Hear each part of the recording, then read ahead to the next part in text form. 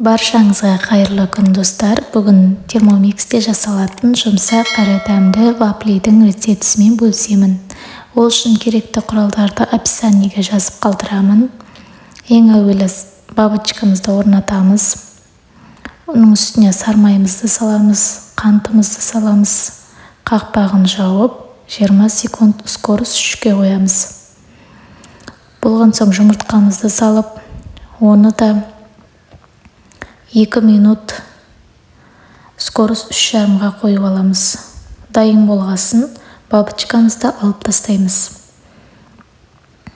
Үстіне сүтімізді құямыз. Ары қарай ұнымызды саламыз. Кішкене сұйық майымызды құямыз. Барлық құрамдарын астына мөлшерін жазып кетемін. Описаниядан көрсеңіздер болады. Қақпағын жауып 1 минут скорость 4-ке қоямыз.